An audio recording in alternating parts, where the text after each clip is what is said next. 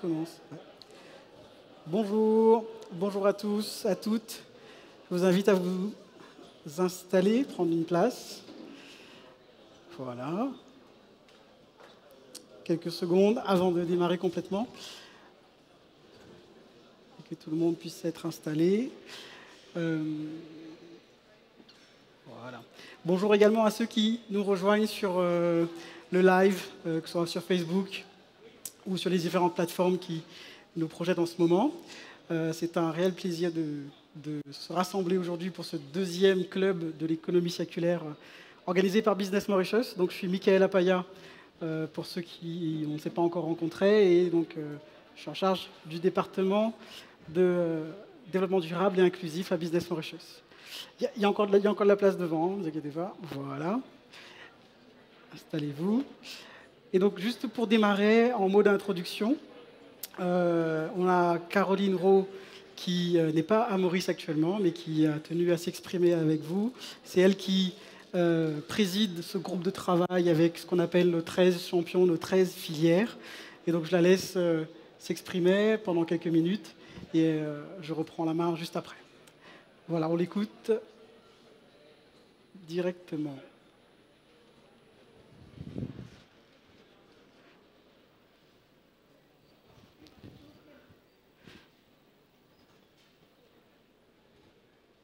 Bon après-midi à tous. Bienvenue pour cette seconde rencontre du Club de l'économie circulaire. Merci beaucoup à Pascal qui nous accueille dans ses locaux cet après-midi. Et merci de nous faire découvrir toutes ces pratiques qui font partie des meilleures pratiques à mettre en place pour une circularité accrue. Alors vous vous rappellerez sans doute, on était réunis fin octobre pour le lancement de ces clubs de l'économie circulaire. C'était dans les bâtiments des Cocottes, de l'AMM et du Made in Maurice. Les feedbacks et les parutions médiatiques que nous avons observées par la suite ont confirmé l'intérêt de cette démarche qui a été faite sous l'impulsion du pacte signature de Business Mauritius. Lors de ce lancement, nous vous avons partagé la mission, la vision, les valeurs de ce club et aussi l'organisation du club avec 13 filières et 13 responsables de filières que je vais me permettre de vous rappeler aujourd'hui. Donc 13 filières, notamment la filière carton-papier avec Ludovic Henry, la filière PET avec Gérard Merle, la filière HDPE avec Eric Corson, la filière Général Plastique avec Erkan Konak, la filière D3E avec Bertie Malabar, la filière Vert avec Frédéric Perpétu, la filière BTP avec Egila Lapen, la filière Véhicule avec Mathieu Rivette, la filière Centres commerciaux justement avec Pascal Thine, la filière Upcycling avec Victoria Fauve, la filière Bioplastique avec Raoul Ramburn, la filière Food Waste avec Rebecca Spitalier-Noël et la filière Data et Économie avec Riyad Sultan. 13 filières et 13 responsables que je souhaite aussi aujourd'hui remercier pour leur engagement, mais aussi pour l'exemple qu'ils donnent des meilleures pratiques en termes d'économie circulaire. D'ailleurs, aujourd'hui, on va vous partager les avancées majeures sur la filière vert. Lors du lancement, nous vous avons aussi partagé la mission du club, qui est de catalyser les synergies pour faire émerger une économie circulaire locale et régionale. Définitivement, dans ce catalyser les synergies, on retrouve déjà cette notion de devoir tous travailler ensemble pour faire avancer les choses sur ce sujet de l'économie circulaire. En termes de vision, nous vous avions partagé que nous nous étions basés sur les données en notre possession pour établir un horizon pour qu'en 2026, l'économie circulaire représente jusqu'à 1,5% de notre PIB et crée plus de 6 000 emplois. Nous espérons bien atteindre, voire même dépasser cet objectif, et c'est bien en travaillant tous ensemble que nous verrons de quoi nous sommes capables.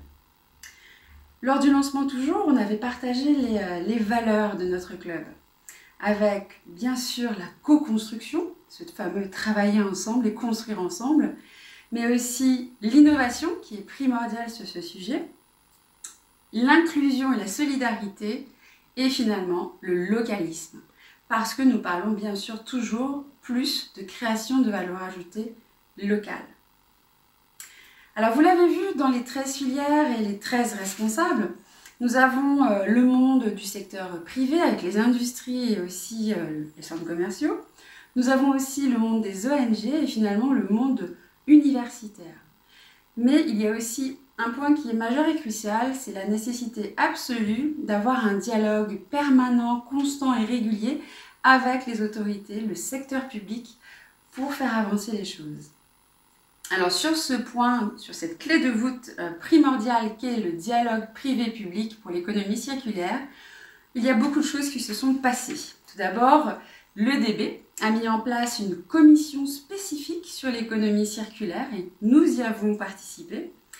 Il y a eu aussi des consultations qui ont été organisées par le ministère de l'Environnement, Solid Waste Management and Climate Change sur le Integrated Waste Management et nous y avons aussi participé. Et finalement, au mois d'avril, un salon de l'économie circulaire qui est actuellement en préparation. Et d'ailleurs, je souhaite remercier M. Prakash Kaolesa qui est parmi nous cet après-midi et qui va nous partager le programme et le contenu de ces journées du Salon de l'économie circulaire qui bien sûr est extrêmement important pour nous.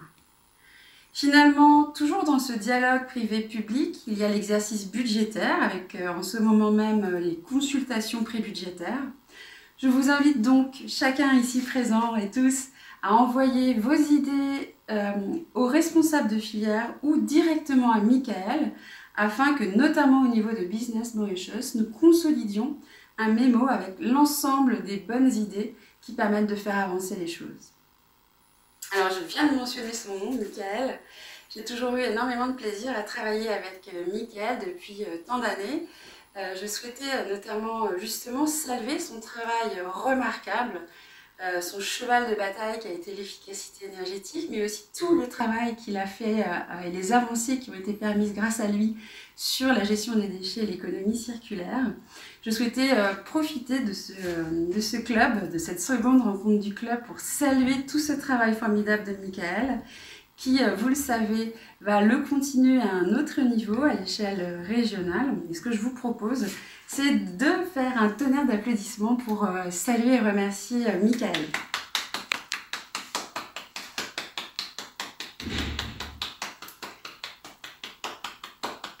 Avant de vous quitter, je vous souhaite à tous une merveilleuse après-midi de découverte avec un agenda que nous vous avons concocté qui reflète, on l'espère, le dynamisme de tout ce qui se passe, les interventions que vous allez avoir. D'ailleurs, merci à Frédéric, à Monsieur Colwessa et à Stéphanie pour leur intervention.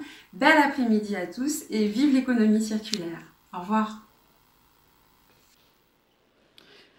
Voilà, merci, merci à Caroline. Vous avez compris, c'était préenregistré.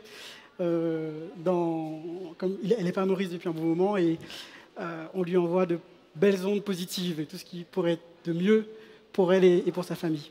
On a le plaisir donc de se retrouver aujourd'hui grâce à Pascal Sine ici. Alors on a voulu vraiment essayer de se dire ok, on peut très bien se retrouver là et être concentré dans les discussions sans pour autant être tout à fait perturbé. C'est aussi l'état d'esprit de ce club où on s'est réunis la première fois, comme Caroline l'a dit, aux cocottes à l'AMM Made in Maurice, à Moka. Et donc on avait prévu de continuer à être itinérant comme cela. Donc on est ici aujourd'hui, mais il n'y a pas de doute que l'équipe Business Mauritius, sans moi, continuera à vous faire voyager comme ça à l'île Maurice avec d'autres interventions, d'autres clubs, chez d'autres entreprises ou d'autres lieux des ONG ou des universitaires.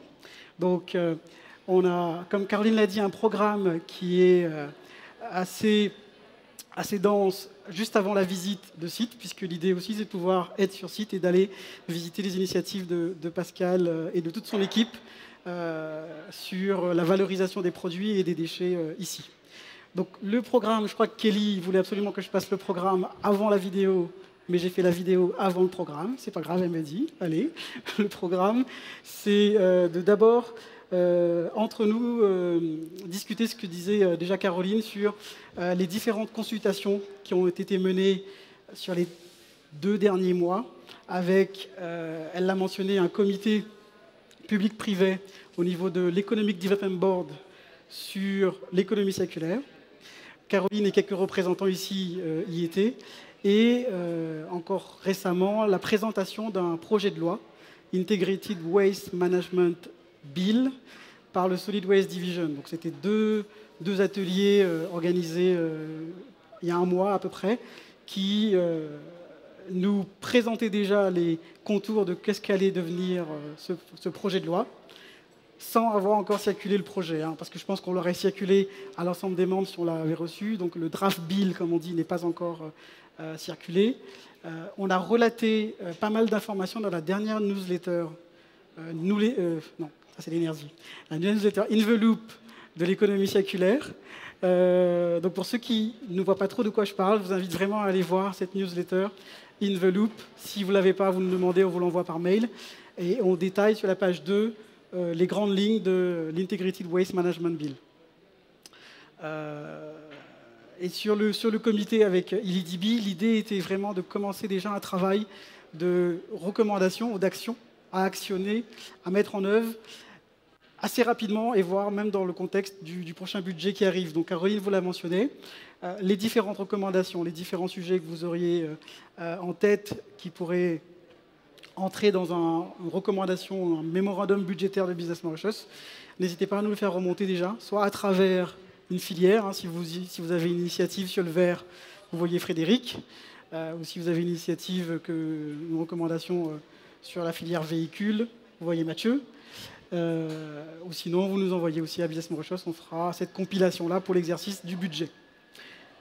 Donc voilà, Caroline l'a dit, moi je l'ai résumé un tout petit peu. Est-ce que vous avez des questions, des commentaires déjà par rapport à ce premier point, davantage dialogue public-privé, y compris ceux qui seraient même en train de nous suivre à distance, hein. S'ils veulent intervenir, enfin, s'ils veulent écrire et laisser des commentaires, c'est possible. On a des micros, hein, si vous voulez intervenir. C'est bon? Donc, en tout cas, n'hésitez pas à nous envoyer vos recommandations ou à prendre connaissance de ce les contours du Integrated Waste Management Bill. Ce qu'on vous propose aussi donc à l'agenda, c'est d'entendre les évolutions, donc directement dans quelques filières, quelques champions, pas les 13, sinon on ne fera pas la visite, mais voilà, quelques-uns, et quitte à ce qu'on puisse par la suite, dans d'autres réunions du club, évoquer ce qui se passe sur certaines filières. Donc je sais qu'on a Frédéric, Gérard, tu voulais dire quelques mots, hein. C'est vraiment sur un mode d'échange, discussion. Et il faudrait que je vérifie si à distance, j'ai Rebecca en ligne qui pourrait intervenir. Et après, on aura aussi une présentation de Stéphanie, qui n'est pas listée dans notre Stéphanie Bouloc, qui n'est pas listée dans notre liste de championnes, mais qui n'est pas susceptible par rapport à ça, et qui a accepté notre demande de vouloir partager un petit peu ce qui se passe sur les premiers retours d'expérience de la Déchetech. J'en dis pas plus, vous pourrez mieux découvrir avec Stéphanie. Frédéric, on commence par toi. Allez, tu me rejoins, je prends un micro.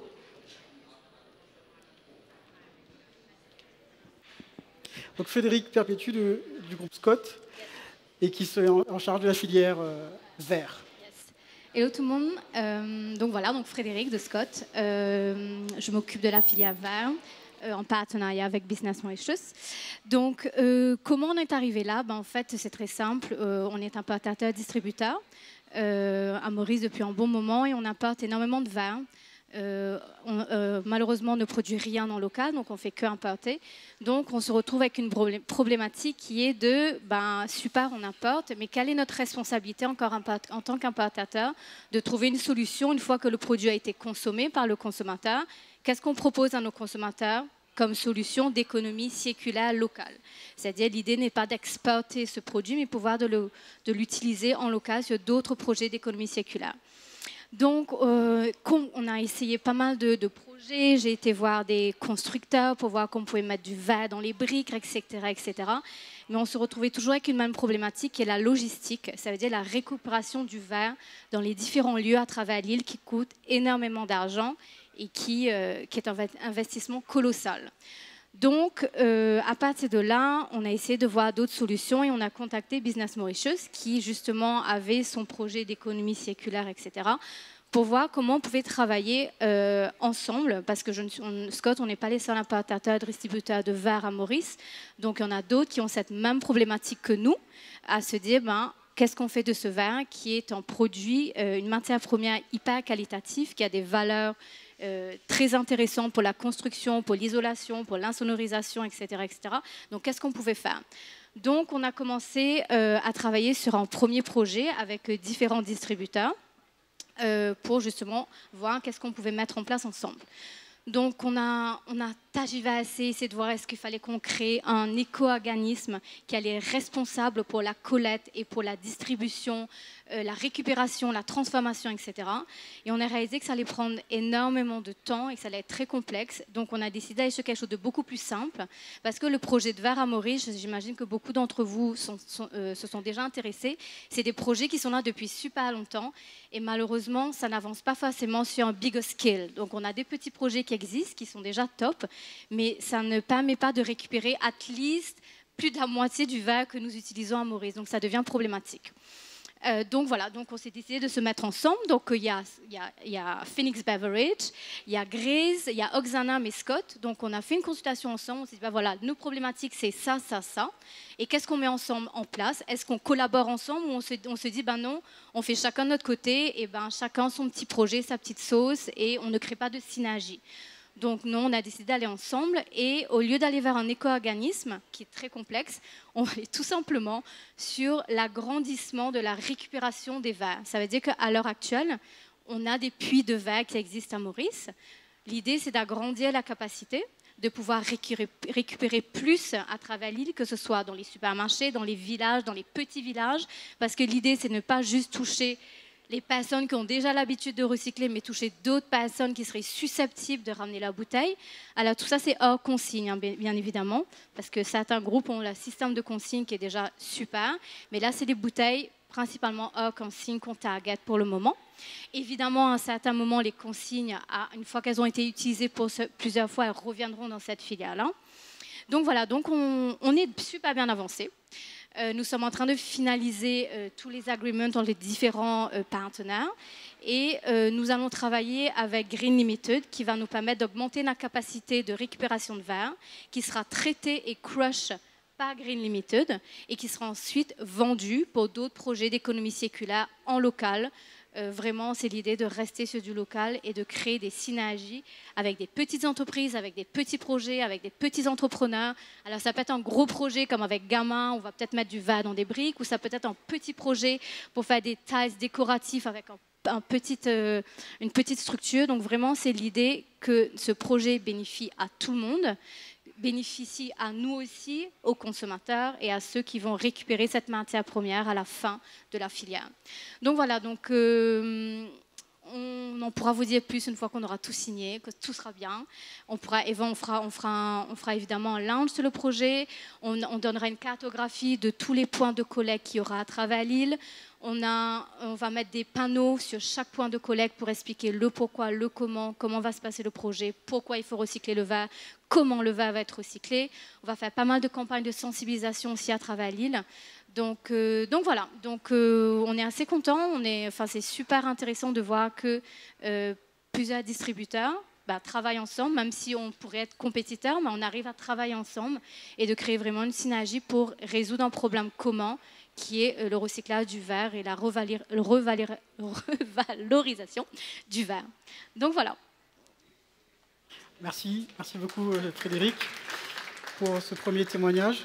Alors, il est vrai que c'est compliqué un éco-organisme. Nous, ça fait depuis avant le premier confinement, je crois, depuis début 2020 qu'on avait commencé à faire des ateliers là-dessus, dans le cadre de la responsabilité élargie du producteur, Extended Producer Responsibility. Et en fait, là, c'est la responsabilité de l'importateur, parce que vous ne produisez pas effectivement, mais vous êtes quand même celui qui met sur le marché la bouteille en verre. Je vais donner le temps de discussion. Et donc nous, on avait vraiment encouragé ce qu'il y ait des éco-organismes qui se créent. On a travaillé avec le ministère et Solid Waste Division sur un projet de loi sur les éco-organismes, déchets électroniques et électroménagers, des 3 E, e-waste. Et donc, on est content quand même de voir aussi que, c'est ce qu'on a toujours dit d'ailleurs, même dans les discussions avec les ministères, on a toujours dit qu'au final, les choses peuvent fonctionner si les opérateurs du privé décident de les faire fonctionner et d'étendre leurs responsabilités. Et donc là, c'est une bonne démarche vertueuse et on sera ravis de voir les résultats dans les mois à venir. En tout cas, moi, ce que je peux dire, c'est que je suis ravi du moteur que met Frédéric dedans, parce qu'il faut avoir les 3 ou 4 ensemble et faire avancer la machine tout le temps. Donc ça, c'est précieux et merci déjà pour ça, Frédéric. Des commentaires, des questions? Allez, Sophie. Non, mais pour ceux qui nous écoutent. Oui, c'était surtout en termes de tonnage. On parle de combien de tonnes par an? Est-ce que vous avez une idée ou bien on va un petit peu à l'aveuglette? C'est très compliqué d'avoir des données. Alors, c'est très compliqué d'avoir des données sur le Var. On a essayé de voir un peu, que ce soit nous en tant qu'importateurs. Donc oui, on peut voir par rapport à nos chiffres qu'on importe, qu'est-ce qu'il y a. Mais ensuite, il faut voir qu'il n'y a pas que des vins, il n'y a pas que de la bière, il y a de l'huile, il y a des boîtes de conserve pas du tout, mais des Sunquick, des pots de mayonnaise. Enfin, il y a plein de choses qui est considérées comme le Var. Et en fait, après avoir consulté plusieurs personnes qui travaillent dans le recyclage du verre, comme par exemple Green, on est incapable de donner un chiffre concret de combien de tonnes de verre à Maurice on a et quelle quantité est éventuellement traitée et quelle quantité finit au landfill, en sachant qu'il y a une infime partie qui est traitée, clairement. Donc il y a une vraie matière première, il y a une vraie quantité à traiter. L'idée, évidemment, c'est d'arriver à 100%. Mais on va commencer à 20%, c'est déjà pas mal. Donc l'idée, c'est vraiment chaque année de target un nouvel objectif, en sachant que ce qui va être intéressant, c'est que dans les molocs qu'on va installer un peu partout à travers l'île, on va mettre un système de pesage en place, de pesage, de peser. Oui. On va mettre un système de pesée en place qui va nous permettre de voir ce moloc-là, ça marche super bien, on va peut-être mettre un deuxième dans la localité, celui-là un peu mieux, mais au moins on va avoir une traçabilité de la quantité de verre qui est récupérée à travers ce projet. Évidemment, il y aura aussi toutes les autres collectes qui vont rentrer en compte, mais en tout cas, sur ce projet, on pourra quantifier ce qu'on va pouvoir récupérer, ça c'est super important. Et après, l'idée c'est de justement laisser travailler avec les gros importateurs et de voir par rapport à ce qu'ils importent en termes de tonnage, de faire un ratio et de se dire, voilà, là on est à temps, là on est à temps, jusqu'à où on peut aller. Parce que ce qui est intéressant de travailler avec une entreprise comme Green Limited, par exemple, c'est qu'ils sont extrêmement flexibles et évolutifs. C'est-à-dire qu'ils ne vont pas me dire, écoute Frédéric Souris, on peut recycler que 3 tonnes, après 3 tonnes, tant pis pour toi. Non. L'idée, c'est qu'ils évoluent avec nous. S'il y a besoin de mettre en place des systèmes de sites qui vont partir à travers l'île, où il n'y a pas qu'un site ou de centralisation, ça aussi, on va pouvoir mettre en place. Donc, c'est hyper intéressant. Donc, le projet va vraiment évoluer par rapport à la quantité qu'on va récupérer. Et puis l'idée du projet aussi, c'est pas qu'on se reste qu'à nous. L'idée, c'est d'avoir d'autres personnes on board dans ce projet. Ça peut être les hôteliers, par exemple, qui rentrent dans ce projet-là. Il y a énormément de bouteilles au niveau de la restauration, de l'hôtellerie, etc., qui pourraient être récupérées. Donc notre idée n'est pas de rester statique, mais d'évoluer par rapport à des gens qui voudraient, par exemple, rejoindre le projet. Donc voilà. Merci. Derrière, Cédric, qui voudrait s'exprimer. Oui, bonjour. J'avais forcément une petite question. Alors, deux. Alors, Green recycle le verre depuis combien de temps? Et dans quel produit fini? Alors, Green ne recycle pas le verre, ne recyclait pas le verre avant. Donc, ils collectaient le verre, effectivement, qui est gardé on-site, parce qu'ils avaient éventuellement, comme beaucoup de projets, des projets à venir, mais qui prennent du temps à se mettre en place. Green a reçu un crusher.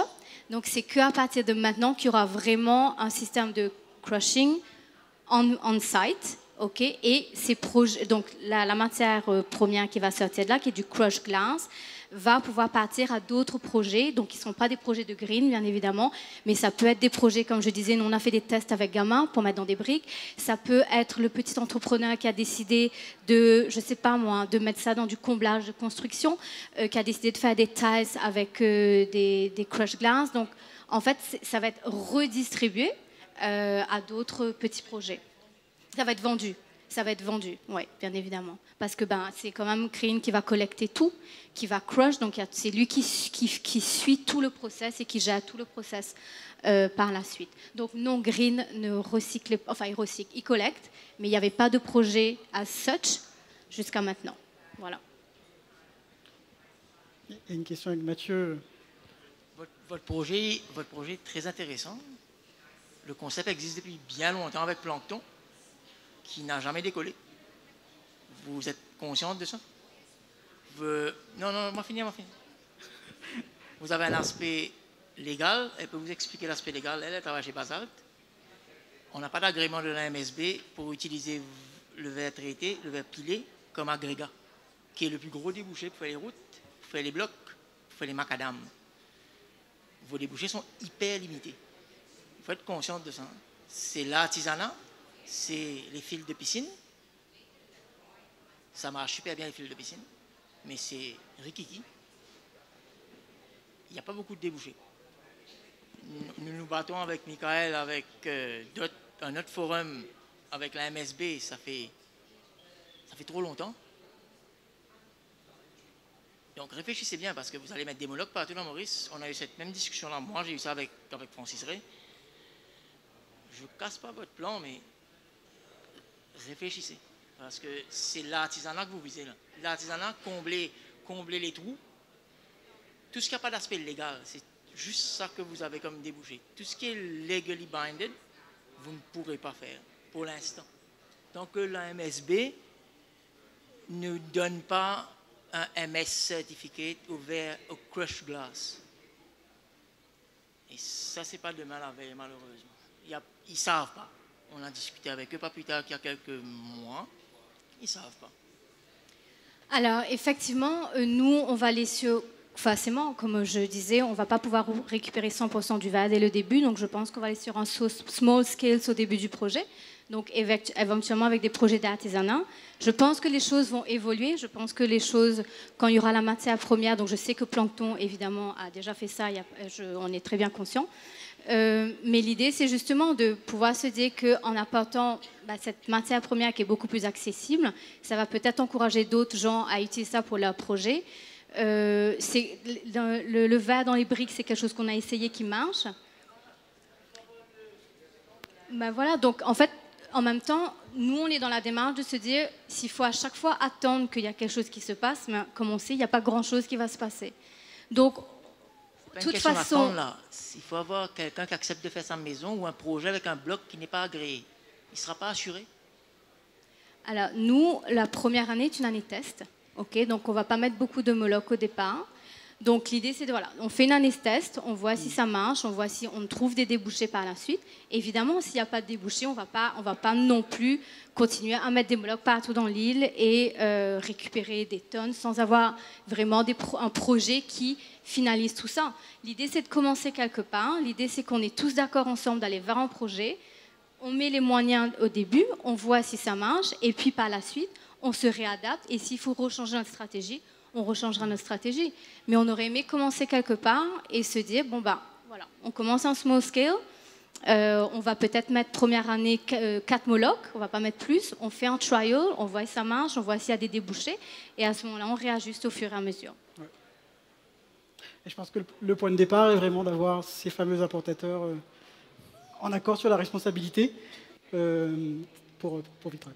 En accord sur la responsabilité, et je pense que ça, c'est déjà un gros point de départ. Effectivement, moi, je suis pas, dans l'économie circulaire, je suis plutôt en train d'essayer de dire qu'il faut déjà que celui qui met sur le marché entame une démarche, après que les exutoires se structurent pour trouver des filières de réutilisation, de recyclage, etc. Pour moi, c'est vraiment un peu un second temps. Et après, à travailler sur le cadre légal, ça je suis d'accord avec toi, Mathieu, travailler sur le cadre de réutilisation, pas que avec la MSB, avec d'autres acteurs. Et je suis sûr que ça sera un vrai sujet de plaidoyer de Business Mauritius. Pardon. Enfin, peut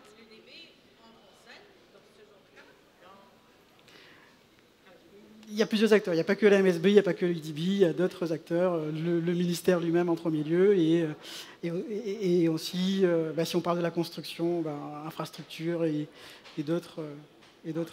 Je sais qu'il y avait des projets de construction qui sont déjà en train d'être faits avec du verre, par exemple, qu'on avait rencontré, Phoenix Bev, je parle sous peut-être Gérard, mais qu'on a rencontré Phoenix Bev dans notre rapport de Zero Waste Mauritius, je me permets de partager ça puisque c'était partagé publiquement. Je pense que Phoenix Bev est déjà en train d'utiliser le verre dans la construction.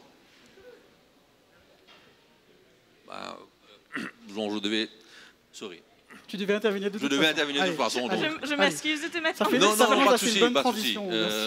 Effectivement, j'ai quelques tips pour ceux qui veulent se lancer dans le verre. Il y a des solutions. On parlait de chiffres. Nous, à Phoenix, à partir de l'année prochaine, on va processer en interne 300 tonnes chez nous, dans nos murs. 300 tonnes de verre qui sont des bouteilles non conformes qu'on doit détruire. Donc, on a investi déjà dans l'outil industriel depuis une dizaine d'années. Mais le challenge, c'était, comme vous disiez, de trouver quoi faire avec le verre. Donc, il y a deux solutions. Dans la construction, proprement dit, c'est compliqué, parce que le mariage du verre et du ciment, des réactions chimiques pas tout le temps compatibles. Mais à La Réunion, ils ont développé une technologie qui est approuvée. Et ils ne font pas directement de la construction avec. Ils font tout ce qui est parapin de route, tout ce qui est trottoir. Le verre est agréé là-bas, a été testé par les normes françaises. Et ils ont développé cette technologie. Et ils sont demandeurs de verre. Si Maurice peut les fournir, ils vont prendre. On a travaillé sur ce projet. Ce qui tue le projet, c'est le fret. Je vous dis franchement. Le projet pour nous n'est pas viable parce que le coût du fret est insupportable. Maintenant, s'il y a un moyen de trouver un financement pour le fret, pour que ce verre aille à La Réunion et sera utilisé là-bas, ça peut être un débouché au niveau du verre. Deuxièmement, au niveau de Phoenix, nous, la solution qu'on a trouvée actuellement, c'est le bitume. On a signé avec Bimanic depuis 1 an, 2 ans déjà. Tout notre verre écrasé d'un certain granulométrie sont envoyés là-bas. Ils ont investi dans des machines allemandes au niveau de la plante. Et aujourd'hui, ils mélangent un certain pourcentage, je crois qu'il tourne en 10 et 15% de verre écrasé dans le bitume. Donc, de notre côté, le mur de Phoenix, on a formé cette économie circulaire avec Bimanic comme partenaire dedans. Je pense qu'il y a des possibilités aussi. Si les projets maintenant, il y a d'autres ressources en verre. Je sais qu'ils sont en négociation maintenant avec les autorités pour qu'ils puissent asphalter des routes avec. Aujourd'hui, ce n'est pas le cas. Aujourd'hui, c'est des projets privés, principalement. Mais ils sont demandeurs de verre. Nos 300 tonnes qu'on va commencer à fournir à partir de l'année prochaine, ils sont preneurs. Faites attention aussi où vous placez votre unité. Ce qui tue encore une fois ce projet, c'est le transport. Si vous allez écraser du verre sur la côte ou dans le sud ou dans le nord, vous allez rapidement vous rendre compte que le verre vous aiderait à subventionner. Nous, on a un peu la chance d'être un peu au centre de l'île et qu'ils sont à 20 minutes de chez nous, sur l'autoroute en direction de Plaisance. Donc, ça passe. Allons dire, ça passe. Bon, le but n'est pas le verre, je vais rapidement vous dire.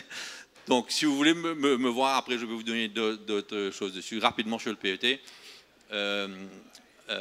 Sur le PET, ça fait depuis 2001 qu'on a mis en place des systèmes de collecte sur l'île au niveau du PET.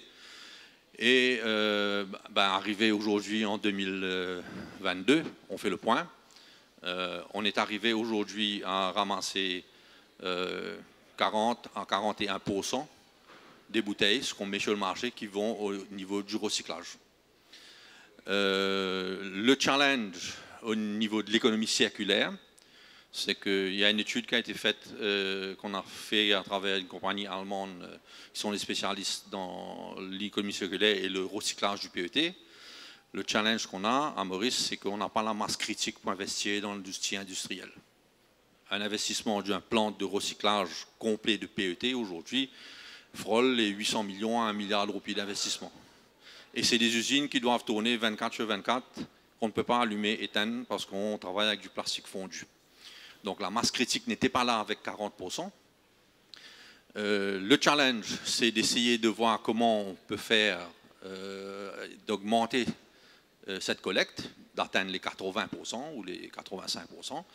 Si jamais on arrive à atteindre ce type de pourcentage de collecte, peut-être que le projet industriel d'économie circulaire, il faudra le revisiter. Parce que les technologies évoluent. Aujourd'hui, on a des usines qui peuvent tourner peut-être avec un peu moins de matière. Donc, il y a un projet intéressant à faire à ce niveau. Aujourd'hui, on fait une transformation, allons dire, moitié du cycle de l'économie circulaire. C'est que le PET est ramassé, envoyé chez 2 recycleurs locaux, et lavé et transformé en flakes et exporté pour la transformation finale en dehors de Maurice. Donc on n'atteint pas la boucle complète sur le territoire, mais au moins on tire 40% des bouteilles qui ne finissent pas au landfill, qui vont à l'exploitation pour être recyclées. Donc voilà, rapidement, le challenge, comme je vous dis, c'est de motiver, l'éducation. Je pense que le PET, malheureusement, a été un peu le mauvais élève du plastique, parce qu'il est visible. Mais pour votre info, le PET ne représente même pas 10% du plastique à Maurice. Même pas 10%. Mais il est visible. Et autres plastiques, loose plastique, sac, emballage, représentent la différence. Le PET ne fait même pas 10%. Et pourtant, on est la cible de tout le temps de ce qui se passe. Donc, je pense qu'il y a un avenir très intéressant devant nous, un challenge d'augmenter le ramassage par l'éducation, la motivation des consommateurs de ramener leurs produits là où il faut pour garantir le recyclage derrière. Et on serait très heureux de revisiter le projet industriel si on atteint la masse critique au niveau du PET. Voilà. Merci Gérard. Est-ce que vous avez des questions, réactions, commentaires? Garde celui-là. Ouais. Merci. Merci. Non, Gérard, tu as dit un mot, l'éducation. Ouais. Je crois que c'est hyper important. Beaucoup de Mauriciens pensent que le PET n'est pas recyclé. J'entends ça souvent. Non, mais de toute façon, il n'y a pas de recyclage à Maurice. Donc, que je jette à la poubelle ou dans un endroit pour être recyclé, c'est pareil. Donc, peut-être que ça serait...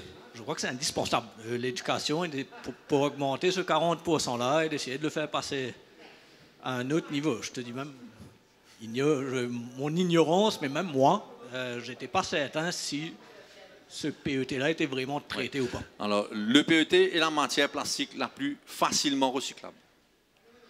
La plus facilement. Industriellement, elle se transforme énormément aujourd'hui en fibres. Et tous les grandes multinationales aujourd'hui se sont engagées que d'ici 2030, il y ait au moins 30% de matière recyclée dans les bouteilles qu'on fabrique aujourd'hui, qui est une technologie qui existe aujourd'hui, mais même si demain j'en voulais acheter, je ne l'aurais pas. Parce qu'il y a beaucoup plus de demandes que de possibilités de fournir le APET qu'on appelle le Recycle PET. Aujourd'hui est pratiquement introuvable sur le marché mondial, mais les grands groupes se sont déjà engagés dans cette direction et on va être obligé de suivre pour garder nos licences d'embouteilleurs.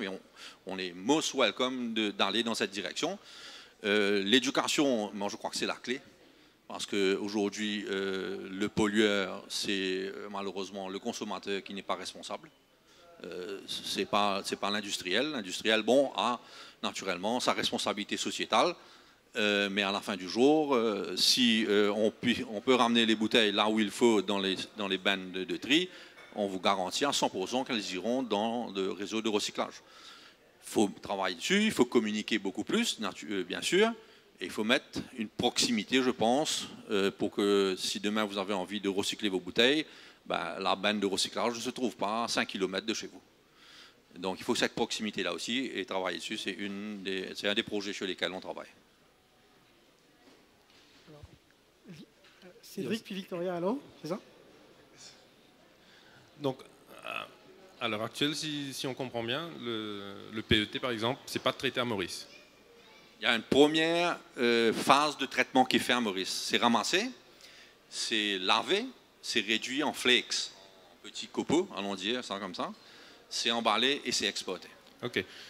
La question qui suit avec, c'est-à-dire, il y a différents recycleurs dans tous les domaines, plus ou moins petits à Maurice. Mais pourquoi, justement, en parlant d'économie circulaire, ne pas soutenir le localisme? Parce que, ok, qui dit être, disons, pour la Réunion, envoyer du verre à la Réunion, financer le transport, le fret. Ben, je sais pas, le bateau qui traverse, au niveau carbon footprint, il n'est pas forcément truc. Là, pour le moment, je crois que ça part un peu dans tous les continents à droite à gauche. Ouais.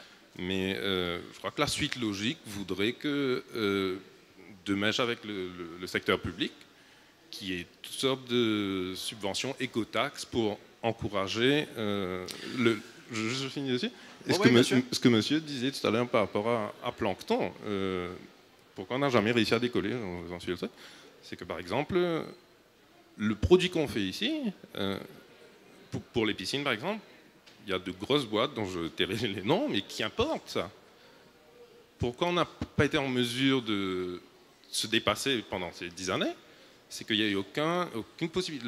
La marge de profit était assez faible pour pouvoir réinjecter et grossir la structure. Donc, soutenir le local permettrait justement de voir. En Europe, il y a des écotaxes, des machins. Au dernier budget de l'année dernière, j'avais une petite interview dans une radio locale et j'ai mentionné pourquoi pas mettre 2 roupies par bouteille traitée d'alcool. Bon, finalement, ces 2 roupies sont partis sur l'essence. Bon, je ne sais pas si c'était un truc, mais voilà, 10 ans après, 10 ans à notre niveau, à notre exemple, qu'on existe, il n'y a toujours aucun lien entre le privé et le public. Le privé fait énormément, essaie d'avancer les choses, on est d'accord. Le public aussi est invité, mais voilà, le constat est le même jusqu'à présent. Je dois reconnaître que pour les petites entreprises, c'est extrêmement compliqué parce qu'à la fin du jour, c'est de l'argent, c'est du financement. La masse critique est, comme je disais, primordiale pour pouvoir faire un projet industriel. Mais il est vrai qu'aussi que si vraiment on veut avoir une économie circulaire solide, il faut la faire localement. Je vous donne un exemple type du PET. Sur l'exploitation, pratiquement toutes les exportations de PET, il y a 4 ou 5 ans de ça, allaient vers la Chine. Du jour au lendemain, la Chine a fermé ses frontières au PET. Si vous n'avez pas une économie circulaire solide, locale, c'est un très très gros risque pour votre business parce que tout peut collapser en une fraction de seconde, une décision politique où les pays disent « nous on ne veut plus votre waste, gardez vos plastiques, gardez vos verres ». Donc ça c'est un très gros risque qu'il faut toujours avoir derrière la tête. Aujourd'hui on arrive à s'en sortir sur l'Afrique du Sud, un peu sur l'Europe, mais ça peut changer d'un claquement de doigts. Donc c'est très important de pouvoir avoir quelque chose local qui va donner du travail aux Mauriciens et qui sera valorisé sur l'île. Je voulais juste intervenir sur plusieurs points. Je pense que l'éducation, en effet, c'est clé. Comme je parlais à Frédéric aussi, il y a vraiment beaucoup d'incompréhension de la part du public de ce qui est recyclé vraiment ou pas. Avec Zero Waste Mauritius, beaucoup des informations qui nous remontent, c'est vraiment ces questions. Est-ce que c'est vraiment recyclé? En quoi? Il y a vraiment une envie de transparence sur tout le life cycle. C'est pour ça que je pense que c'est génial que sur les containers sera vraiment écrit qu'est-ce que le verre devient, où c'est transformé, comment c'est transformé. Mais je pense qu'il y a aussi beaucoup de misunderstanding. Par exemple, justement, qu'il y a eu la diabolisation un peu du PET. Par exemple, justement, on parle d'impact carbone. Oui, le verre peut être recyclé à l'infini, mais vu qu'il n'est pas produit à Maurice, c'est vrai qu'on n'a pas vraiment ces études qui montrent l'impact carbone du PET, contrairement à l'impact carbone du verre, localement à Maurice, vu que le verre n'est pas fondu ici et n'est pas recyclé ici. Donc je pense que ça serait un point intéressant de vraiment avoir des études faites localement pour comparer toutes ces matières. Et puis je pense que pour le PET, bien sûr, il faut aller vers la récupération, le recyclage. Je pense qu'après ça, il faut en même temps peut-être penser à réduire. Je sais que c'est une idée que j'ai dit plusieurs fois. Si on peut aller sur des fontaines d'eau, sur des trucs on tap, de réduire complètement le packaging, parce que le PET peut être recyclé, oui, mais souvent c'est downcycle. Quand on va faire du fil de polyester, c'est très très dur de recycler. On est avec l'Université de Maurice à The Good Shop, on est en train de voir comment travailler sur le recyclage de vêtements.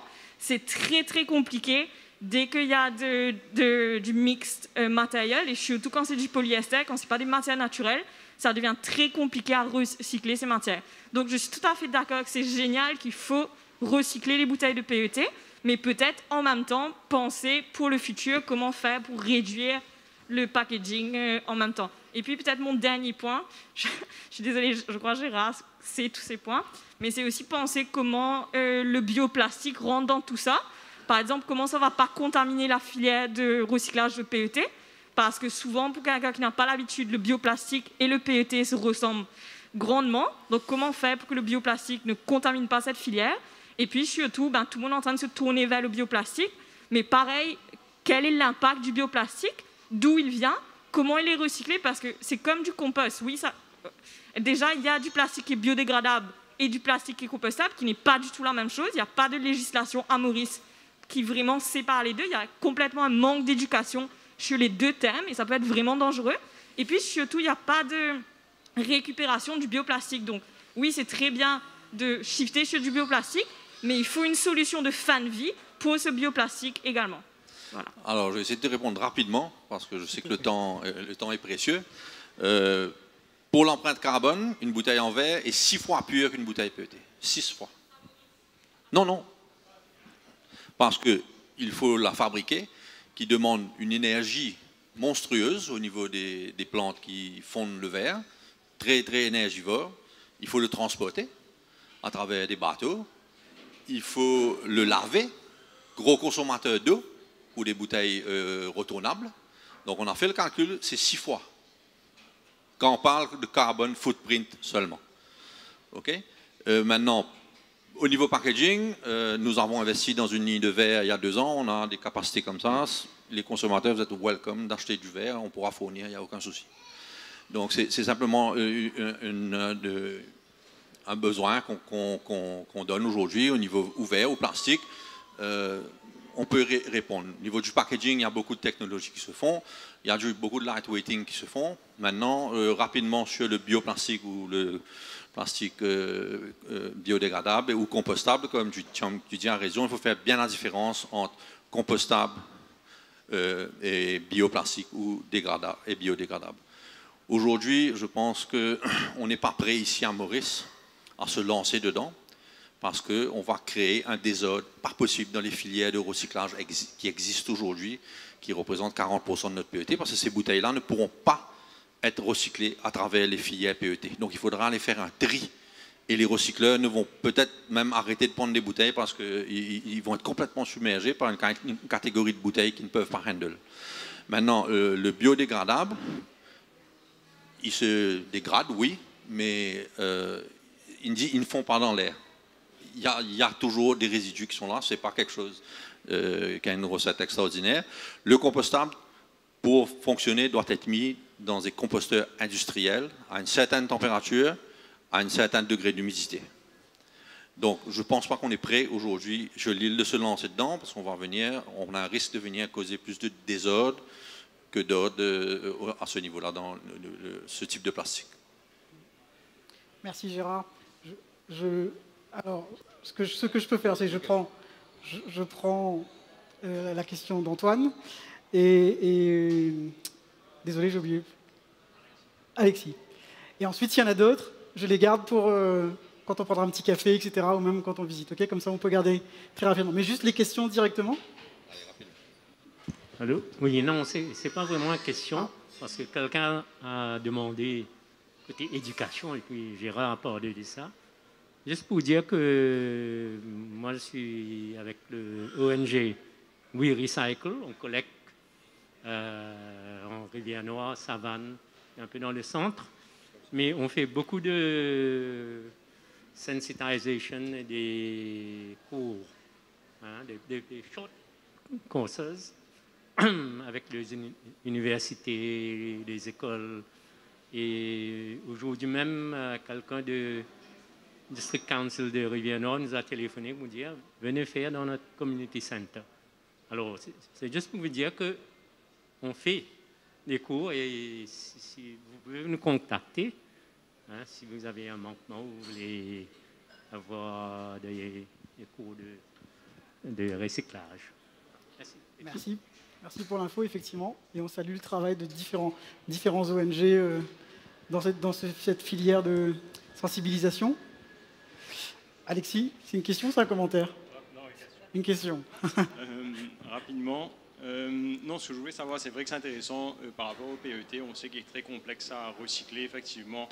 Et la réutilisation, à ce jour, n'est pas forcément en place possible. Moi, ce que je voulais comprendre, c'est atteignant la masse critique qui, selon ce que je comprends, est 80% du PET local, en quoi cette matière sera ensuite recyclée localement? Est-ce qu'il y aura un produit fini qui en sortira pour une réutilisation ou c'est un produit qui est un sous-produit comme le verre écrasé par la suite? Non, si on atteint la masse critique, si on atteint la masse critique pour pouvoir investir dans l'outil industriel, on va refabriquer les chips. C'est-à-dire on reviendra à la matière première qu'on se sert aujourd'hui pour faire des bouteilles. Donc, ces pellets vont être utilisés pour faire des bouteilles. Elles vont re-rentrer dans le circuit. Donc, on aura des bouteilles APET qu'on appelle aujourd'hui, les Recycled PET Bottles, avec un pourcentage qui varie entre 20 et 25%. Et elle sera réutilisée dans nos bouteilles. Donc, à ce moment-là, c'est un circuit fermé. Et elle sera réutilisée à chaque fois en 60% de matière vierge. On espère monter les pourcentages, mais la réutilisation va se faire dans l'actuel packaging. Merci.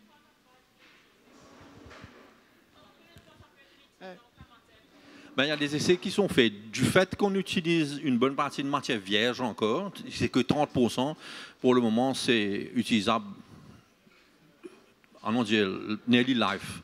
Par contre, si on vient faire des bouteilles demain avec 80% de matière recyclée, là non. Là, ce sera moins, parce qu'on mettra moins de matière première vierge dedans. Merci.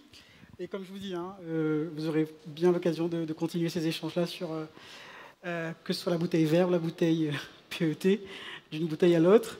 Je ne sais pas si elle est toujours avec nous, donc si Rebecca voulait faire un point, et ça serait le dernier avant d'avoir Stéphanie, sur la filière food waste. Je ne sais pas si tu peux le faire en quelques minutes, pareil. Oui, elle dit oui.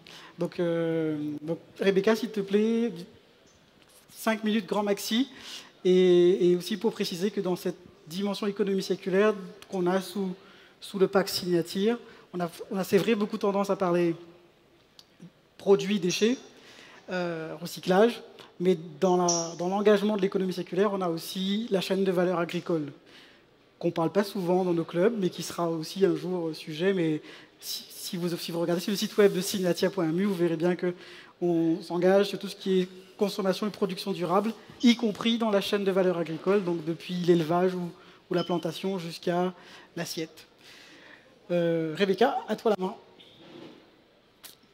Ça marche, merci. J'en ai un peu pour vos interventions.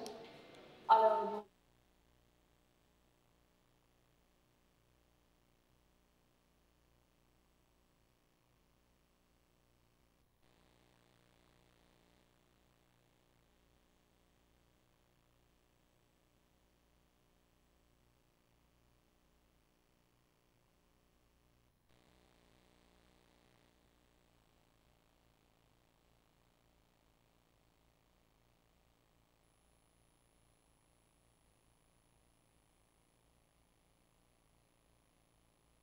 après la date, les produits peuvent encore être consommés parce que c'est seulement la qualité qui est réduite, mais il n'y a pas de problème au niveau food safety.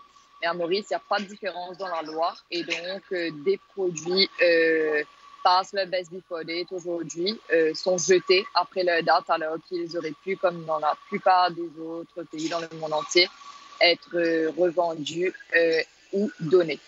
Donc, Foodwise a notamment fait un survey donc avec une cinquantaine de compagnies qui ont répondu, qui représentent au total un chiffre d'affaires de à peu près 50 milliards de roupies. Et donc, la plupart, la moyenne au fait, des entreprises ont dit qu'en changeant cette loi, ça va réduire le gaspillage alimentaire de 25%, donc qui est énorme. Et 97% des entreprises ont dit qui soutenaient, qui supportaient le changement de loi. Donc voilà un peu où on a avancé à ce niveau-là. Donc on a fait un pitch et un one-pager qu'on a soumis aux différentes autorités, et on a eu aussi des consultations pour que ça soit changé dans les food regulations qui sont revues en ce moment. Donc on espère que ça sera changé, parce que ça peut vraiment avoir un impact énorme au niveau économique. On a estimé ça permettrait de réinjecter à peu près 800 millions de roupies dans l'économie, de baisser les émissions de gaz à effet de serre. Bon, c'est pas énorme, mais c'est quand même 1%, et c'est redistribuer environ 75 millions de repas. Donc ça pas un peu ce qu'on a avancé pour la filière food waste. Donc avec le sujet des dates de consommation.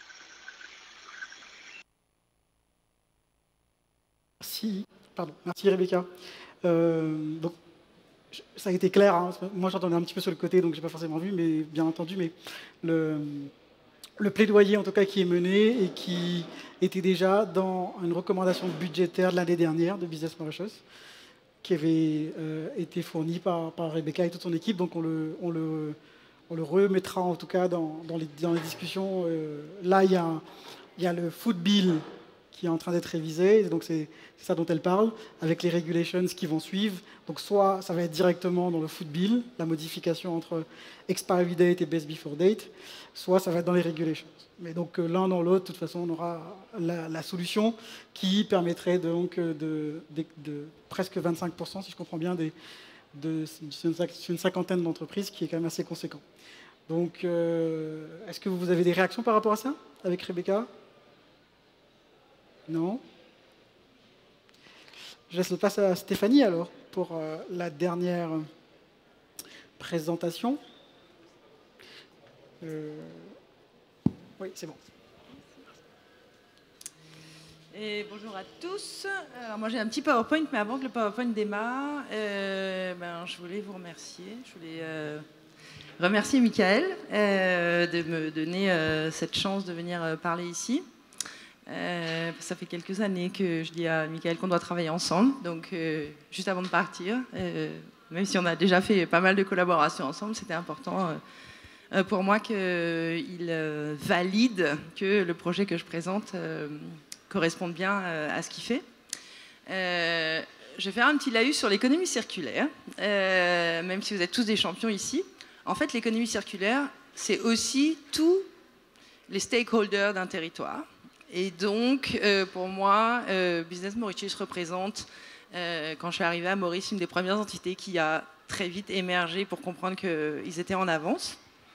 Je voulais remercier Victoria Deveau qui, à travers Zero Waste Mauritius, qui représente la société civile, m'a fait confiance et on a beaucoup travaillé ensemble pour améliorer la sensibilisation, la compréhension de qu'est-ce que c'est les déchets et l'économie circulaire.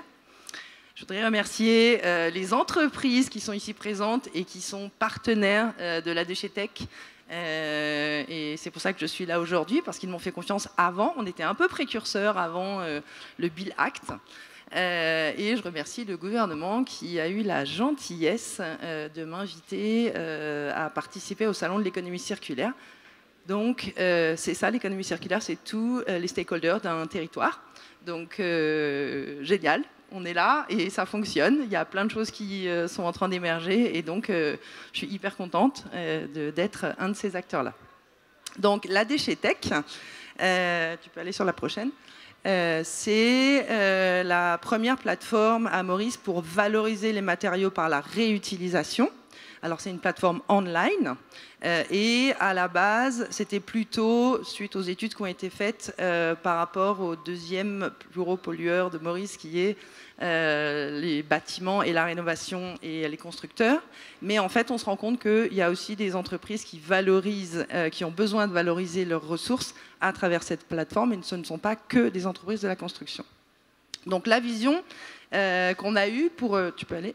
La vision qu'on a eue pour monter cette plateforme, c'était de dire, c'est pas possible. Il y a toutes ces entreprises à Maurice qui ont une problématique commune qui est les déchets. Elles se parlent pas trop, elles regardent pas trop ce qu'ils ont les uns les autres. Ça commence un peu à balbutier, mais ils sont pas ensemble. Donc, comment est-ce qu'on peut créer une plateforme collaborative où toutes ces entreprises puissent travailler ensemble sur un projet commun de réduire les déchets, et en même temps offrir à la société civile un outil qui leur permet en fait d'agir concrètement en tant que consommateur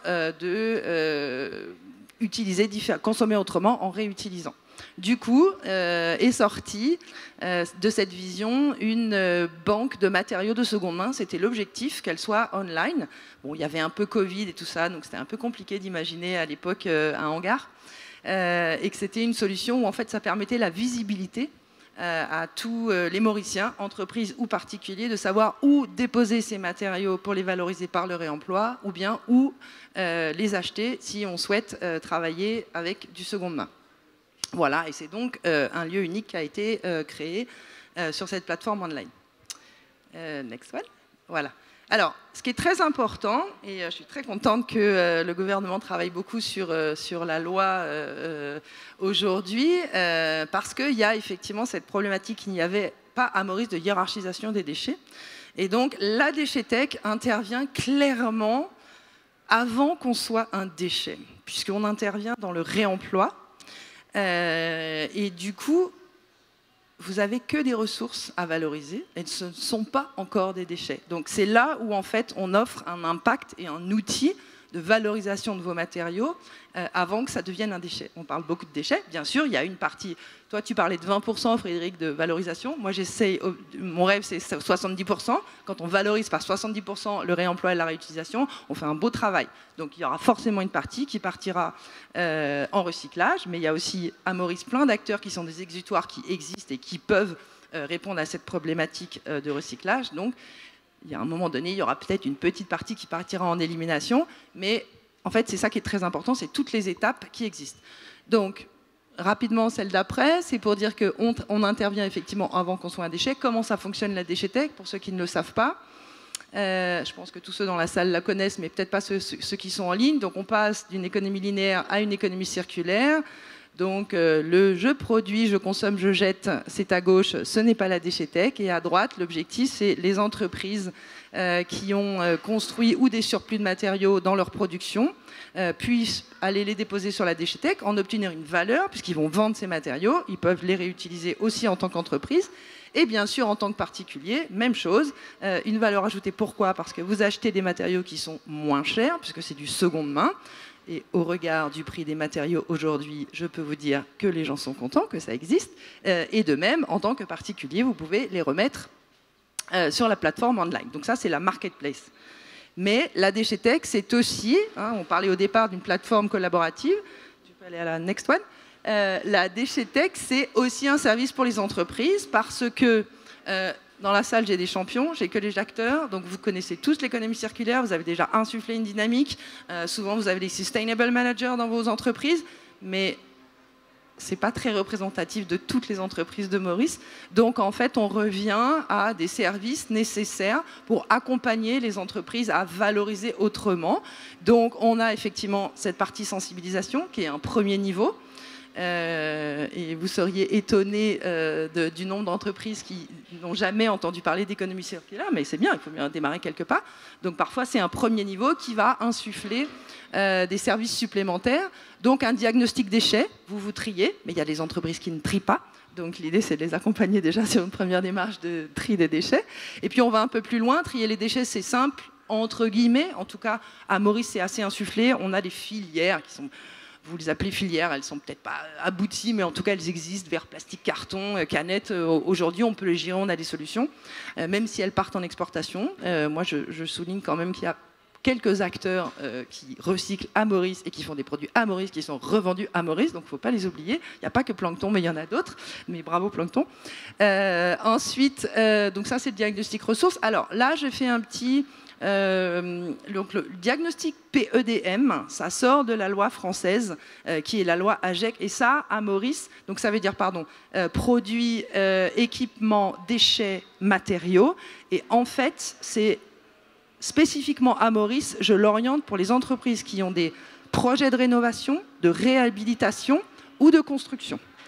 Donc l'objectif, il est vraiment de travailler un peu plus en amont, et là, c'est pas spécifique, c'est pour toutes les industries, mais c'est vraiment spécifique sur un projet de rénovation. Donc on accompagne les entreprises à mettre en place et à faire le suivi des procédures. C'est pas toujours simple, surtout quand il n'y a pas de sustainable manager, mais ça fait partie de effectivement cette dynamique de faire avancer un peu tout le monde.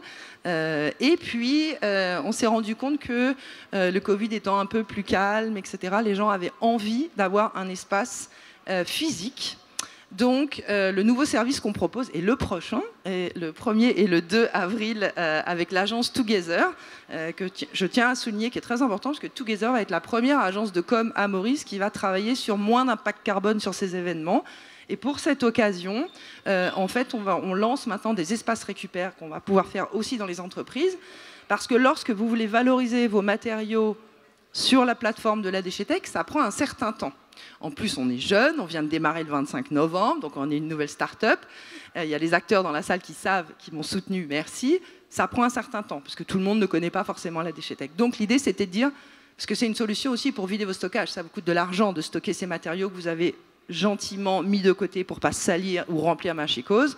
Et donc, parfois, on a besoin d'une solution urgente et aussi d'avoir un lien avec le grand public. Donc voilà, on propose aussi les espaces récupères. Et donc l'idée dans ces offres de services, c'est bien d'afficher votre stratégie circulaire au sein de votre entreprise et d'optimiser vos ressources, parce que je vous rappelle que ce ne sont pas des déchets. Dernière chose, pour ceux qui ne me connaissent pas, donc, je suis la fondatrice de la Déchetech. J'ai plus de 15 ans d'expérience dans l'économie circulaire et l'économie sociale et solidaire en France et en Europe. Je connais assez bien les lois françaises sur les déchets. J'ai aussi fait de la consultation, et j'en fais toujours la preuve, dans les entreprises pour la gestion de déchets et autres accompagnements à l'économie circulaire. Et surtout, je suis très engagée personnellement et professionnellement dans l'environnement tous les jours. Voilà, merci. Merci Stéphanie. Merci pour cet aperçu. Donc depuis le 25 novembre, c'est ça? Ouais, je suis officiellement sortie sur le marché le 25 novembre. Donc c'est très récent. Est-ce que vous auriez des remarques, commentaires, questions?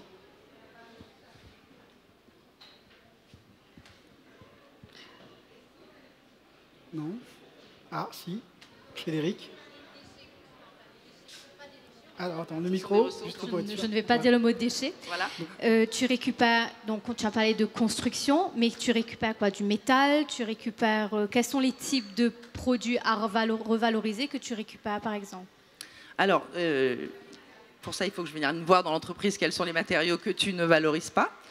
C'est-à-dire tout ce qui ne sont pas déjà impliqués dans des filières de tri de déchets, mais tout ce qui a la possibilité d'être valorisé parce que quelqu'un a besoin. En fait, vous ne savez pas, vous avez quelque chose qui traîne dans votre cour, dans votre hangar, mais en fait, il y a quelqu'un qui en a besoin et il aimerait bien l'acheter moins cher. Donc, ça peut être tout type de produit. Je ne prends rien de toutes les filières qui existent. Je ne prends pas papier, carton, verre, je ne prends pas de tissu. Il y a déjà des filières qui existent. Donc, l'idée, c'était justement de proposer une niche sur des matériaux qui sont aujourd'hui pas valorisés. L'exemple type, c'est la palette et le bidon qui étaient au départ, donc juste pour répondre à la question, des gens qui ne sont pas dans la construction et qui ont aussi plein de matériaux qui ne sont pas valorisés, qui vont soit distribuer dans leur entreprise aux salariés, soit laisser traîner mal abrités.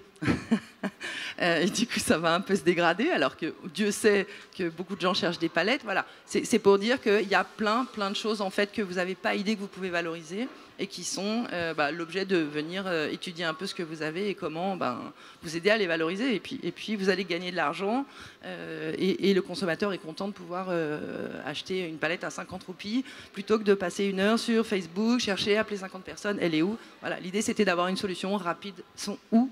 C'est matos. Et c'est pas forcément, tu n'as pas besoin de volume, ça peut être des petits volumes, ça peut être... Alors moi, je suis juste le connecting people, hein, je suis la matchmaking solution. Vous avez des choses, il y en a qui cherchent comment est-ce qu'on vous connecte. Mais c'est aussi valable pour les entreprises entre elles. Je vais vous donner une success story entre entreprises. Je ne sais pas si j'ai le droit de les nommer, donc non. Si, je sais pas. Surtout qu'il y a un acteur dans la salle, mais non, si, je pense qu'on va les nommer.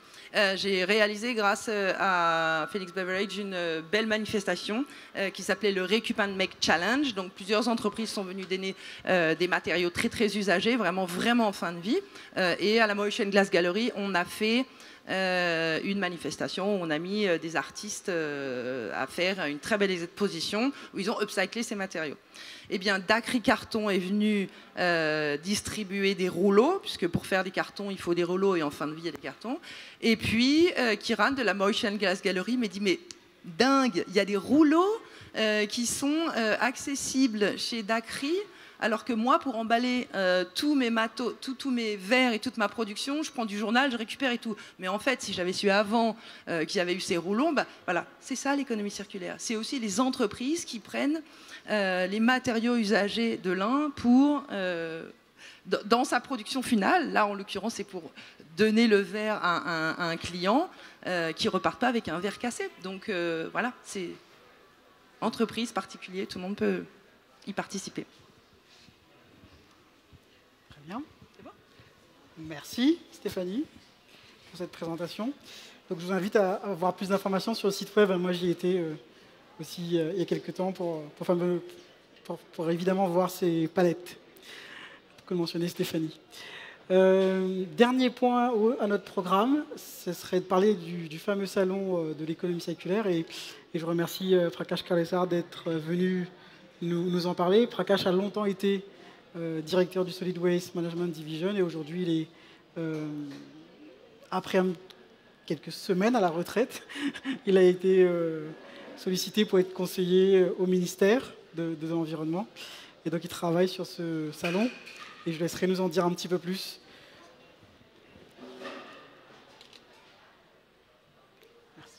Merci Michael. Encore une fois, merci de m'avoir invité.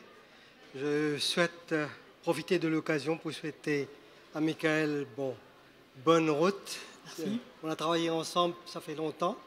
On s'est connus à travers, je pense, Business Mauritius et moi-même comme directeur de la gestion de déchets. Et bon, on a eu des soucis. Je connais pas mal de gens dans la salle. Je connais aussi les soucis qu'on a eus pour faire démarrer la chose qui est le recyclage ou l'économie circulaire. Tout d'abord, l'économie circulaire, il y a ce concept qu'on met surtout l'emphase sur les déchets. Et moi, je passe mon temps à essayer de convaincre aux gens que ce n'est pas les déchets. Ce n'est pas que les déchets. Il y a des déchets en fin de vie, évidemment, mais il y a aussi les produits, la production, la consommation, la distribution, etc. Donc ça a commencé chez nous. C'est le ministre qui est venu avec cette idée qu'il faut avoir un salon de l'économie circulaire. Il nous a parlé. On a commencé à avoir des discussions avec des intervenants. On a eu des consultations avec Michael. Moi, j'ai eu avec Grégory Martin. J'ai eu avec d'autres gens. Donc, on a commencé à discuter et à concevoir ce projet. Ce projet est aussi, allons dire, sera aussi un tremplin pour bouger sur notre étape, c'est-à-dire venir d'abord définir c'est quoi l'économie circulaire, démystifier ce concept. Ça, c'est primo. Deuxième, c'est démontrer aux gens ce qu'on a déjà sur l'île comme économie circulaire, de success stories. Moi, j'ai discuté avec Omnicane, on a parlé avec IBL Seafood, on a parlé avec PIM, Eric Corson, je suis allé visiter. On a eu cette discussion to showcase les success stories. Ça, c'est deuxième. Troisième, c'est identifier les obstacles, les challenges, les barriers.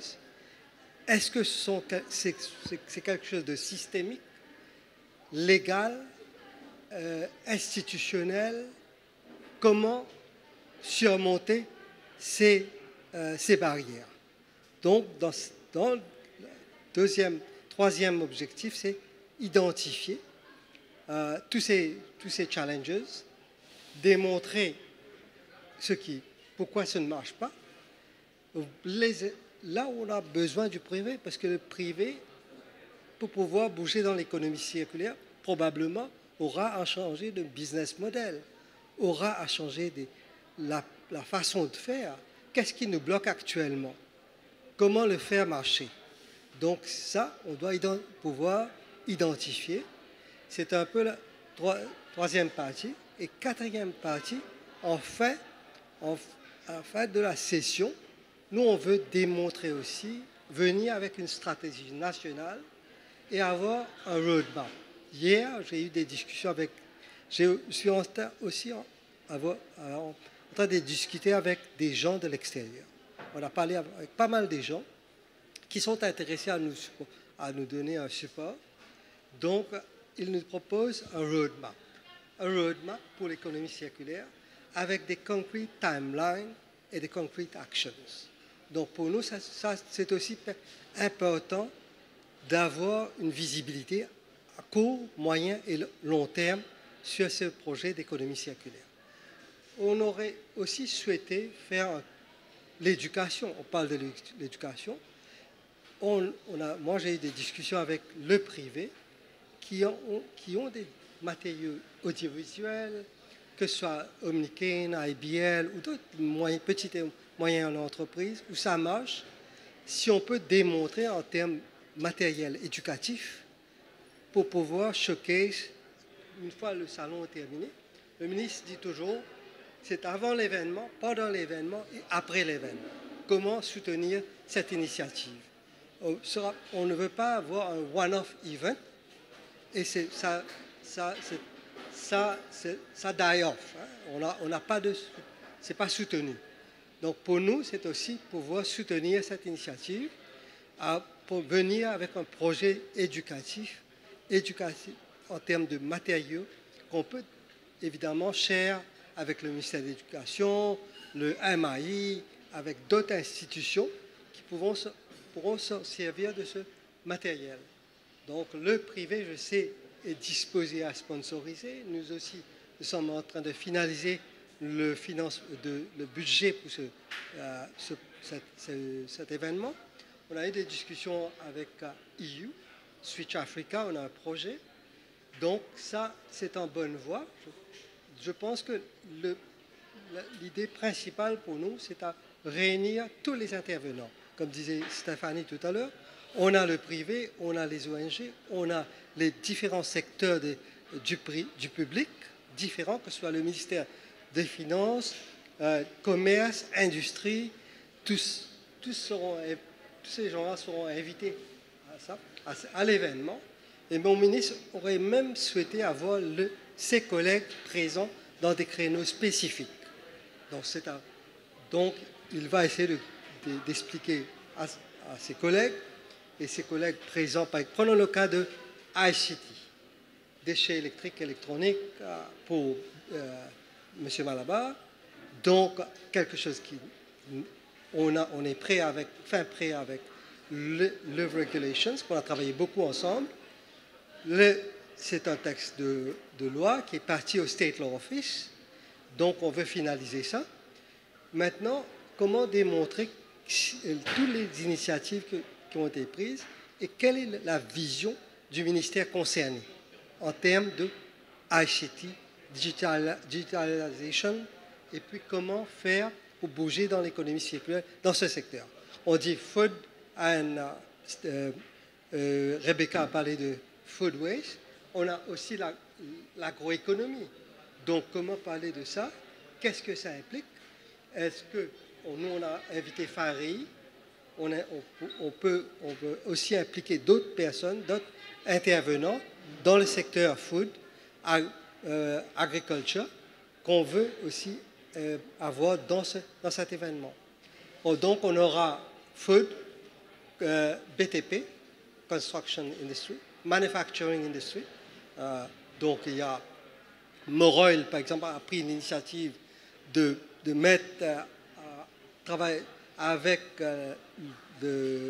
les grands hôtels, Beachcomber et Attitude, pour pouvoir canaliser ces produits en IBC.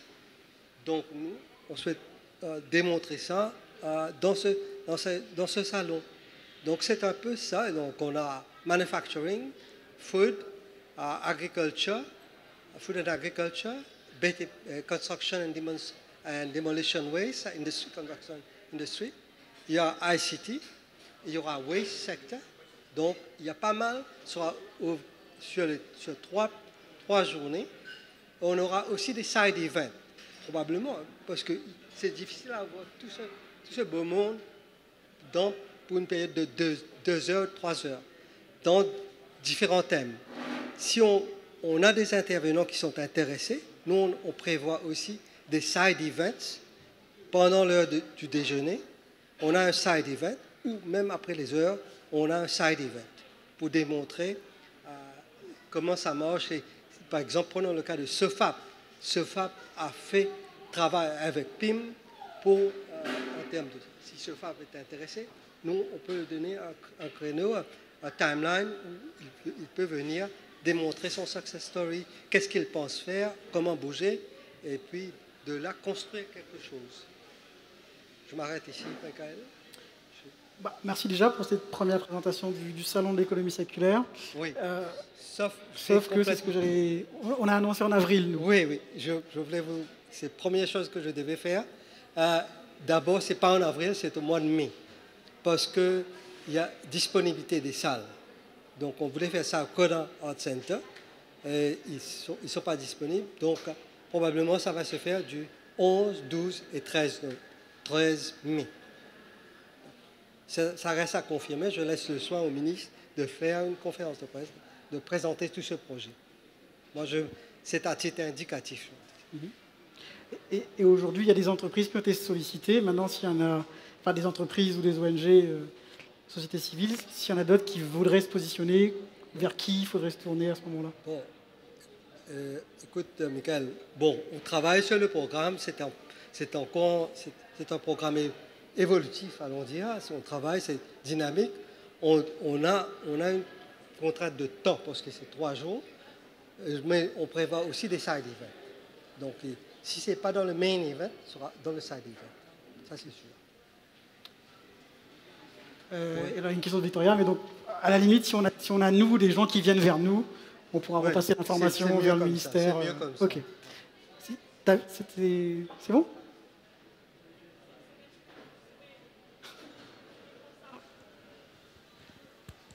Bonjour. Merci déjà pour la présentation. Très rapidement, je trouve que c'est génial. Est-ce que ce serait pour la société civile l'événement? Ce serait ouvert à la société civile ou ce serait vraiment plus pour les entreprises, premièrement? Et puis justement, je voulais savoir comment vous allez faire pour pinpoint les parties prenantes du salon, en fait. Écoutez, d'abord, c'est ouvert, on aura une exposition. Ça sera ouvert à la société civile. Tout le monde est invité. Parce que même là, comme par exemple, quand je travaille avec l'Omnicane, ils sont en train de construire une maquette, démontrer. On a d'autres intervenants qui vont venir avoir une petite exposition pour démontrer. Ça, c'est ouvert aux sociétés civiles. Mais l'autre sera par invitation et secteur des différents thèmes dépendant des intérêts qu'on a. Mais nous, pour identifier les gens, nous, on a travaillé avec Business Mauritius, on a travaillé avec les gens qu'on connaît et les gens qui viennent nous voir. Donc, on a déjà construit une petite liste. Mais c'est dynamique. Si on arrive à trouver d'autres personnes intéressantes, d'autres projets, d'autres sociétés intéressantes qui ont des projets intéressants, mais certainement. Thierry, oui. Monsieur Carissa, bonjour. Du coup, bonjour à tous. Donc, merci pour la présentation. Donc, on comprend bien que c'est un salon pour le public en général. Mais qu'en est-il des agents des différents ministères? Parce que là, on dit qu'on explique l'économie circulaire à la population, mais on se rend compte que les différents agents des différents ministères, malheureusement, ils ont un manque, ils ont comment expliquer, mais ils ne savent pas vraiment qu'est-ce qu'est l'économie circulaire. Et nous, différentes entreprises, on voit qu'on souvent, malheureusement, on est un petit peu mis de côté parce que, malheureusement, on va favoriser des entreprises qui ne vont pas pratiquer l'économie circulaire par rapport à des appels d'offres et autres. Donc, comment est-ce que vous, par rapport à ce salon, on peut mettre en place une vraie formation pour les différents agents, que ce soit des différents ministères, environnement, finances ou santé? Certainement. D'abord, ces gens-là vont être invités. D'abord, on aura par exemple le Policy Procurement Office, un Sustainable Procurement, va être invité à faire une présentation sur Sustainable Procurement. Donc, parce que s'il n'y a pas de demande pour un projet, pour un produit recyclé ou d'autres, donc ça ne va pas créer le marché. Donc, on aura certainement les gens de Procurement Office qui vont être invités. Ministère de Finances sera invité, Commerce sera invité, Agro-Industrie sera invité, ICT. Donc c'est certainement, c'est totalement dans voilà. Cédric a une question. Et après, je vais vraiment écourter pour qu'on garde du temps pour à la fois le café et la visite. Oui, bonjour. Merci pour votre big picture et global qui nous permet de comprendre vraiment la globalité du problème, en fait, de différents problèmes. Mais c'est vrai que souvent, économie circulaire, ça peut être flou, mais le terme éco, il faut savoir, écologie ou économie, ça veut dire habitat, maison.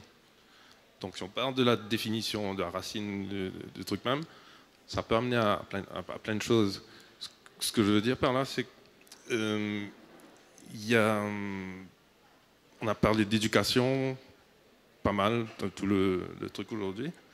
Mais c'est vrai qu'on pense aussi à l'éducation de comment trier, où jeter, tout ça. Mais non, pour moi, l'éducation autour de l'économie circulaire doit se faire à la source, en amont. C'est-à-dire, vous avez parlé de production, consommation, mais éduquer à consommer et non pas surconsommer, éduquer à produire et non pas surproduire. Deux exemples, l'obsolescence programmée par exemple, ça devrait, à mon sens, ayant un petit peu, pendant mes 10 ans d'expérience, été de l'autre côté, c'est-à-dire créer, inventer un marché, donc autant que de produire aussi, mais ça va dans le même sens aussi, les one-use bottles, c'est-à-dire c'est une éducation à la source, c'est-à-dire dans le mode de production, d'industrialisation, et en fait, c'est presque en contradiction l'économie circulaire avec l'économie de marché classique, on va dire quoi, on va dire néolibérale, qui court après le profit et la moindre marge et à prendre et à machin. Si on arrivait à faire quelques sacrifices sur des marges et se dire bon, ok, on change, voilà, je vais acheter ici là, je crois que c'est cette réflexion globale que ce serait intéressant d'ouvrir un peu, comme vous disiez, par rapport aux industriels, etc. Totalement d'accord. Changement de comportement est primordial. Avoir un produit pour soi-même, est-ce que c'est une fin en soi? Ou lease un produit, product as a service, comme on dit. Donc, ça aussi, c'est un concept qu'il faut voir. Si c'est applicable dans le contexte local, comment le faire appliquer dans le contexte local. Donc, c'est aussi un projet. Donc, il faut voir. Moi je disais, acheter une machine à photocopie dans des bureaux, est-ce que ça serait mieux de louer ou avoir quelqu'un qui nous... Par exemple, en Europe, en Allemagne, moi j'ai des amis en Allemagne qui me disent que tu sais, moi j'ai une imprimante, je paye, ça ne m'appartient pas, c'est là, mais je paye par copie que je fais. Donc ils ont un programme qui retrace un peu tout ça. Donc product as a service, un peu ça. Merci. Puisqu'il disait aussi, c'est qu'en introduction des 3 jours, il faudrait un atelier avec des économistes et des philosophes. Parce que je crois que c'est ça qu'il voulait dire entre le néolibéralisme et une production plus sobre, je crois. Bon, ce que je vous propose, c'est... Merci, Prakash, de ce temps de présentation. Et donc, si vous avez des demandes par rapport au salon, n'hésitez pas à canaliser vers nous et nous, on pourra traiter après avec les offices du ministère.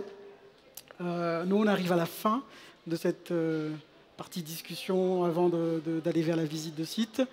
Je voulais encore une fois remercier chaque intervenant, Caroline qui est à distance, ceux qui suivent avec nous aussi le live en ce moment. Et bien sûr, remercier toute l'équipe de Super U, Pascal, qui n'a pas pu être là, mais qui nous a accordé d'être ici, de visiter ensuite. Je ne sais pas si vous voulez dire quelques mots, comment ça va se passer la visite, ou on démarre carrément la visite et vous prenez le groupe. Comment... Ok, donc directement, ça marche. Mais en tout cas, merci beaucoup à toute l'équipe de Super U. Et évidemment, on se retrouve juste ici pour café, quelques rafraîchissements. Et l'équipe va vous guider vers la fameuse visite que j'ai faite il y a quelques temps, qui est intéressante. Vous verrez aussi les moyens de recyclage, comme je dis, donc de revalorisation des matières qu'il y a sur site.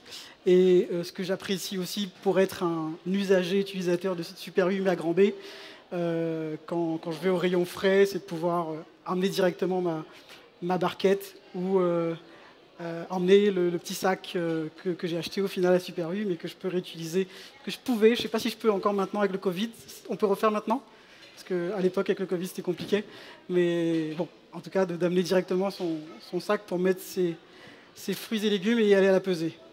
Donc ça c'est hyper intéressant et je crois que c'était une initiative avec Zero Waste Mauritius et Super U. Donc voilà, et pour ceux qui vivront le salon au mois de mai, bon salon. Moi, jusqu'au 30 avril, je suis encore à Business Mauritius et comme l'a dit Caroline, j'irai vers des horizons à l'échelle régionale après, mais toujours à Maurice et toujours avec plaisir de vous retrouver et vous croiser ici et là sur ces sujets d'économie circulaire. Et je suis sûr que l'équipe de Business Mauritius fera des choses belles encore. Merci à Kelly Vimal qui m'ont aidé sur la coordination de cet après-midi, à toute l'équipe de ICOS Production qui nous accompagne à chaque fois dans tous les lives. Et j'espère qu'ils m'accorderont une place dans ma prochaine vie où j'aurai plus de temps pour être musicien que j'avais avant. Donc j'espère que je pourrai faire un peu de musique avec vous. Et donc je vous souhaite une bonne visite. Voilà, à bientôt.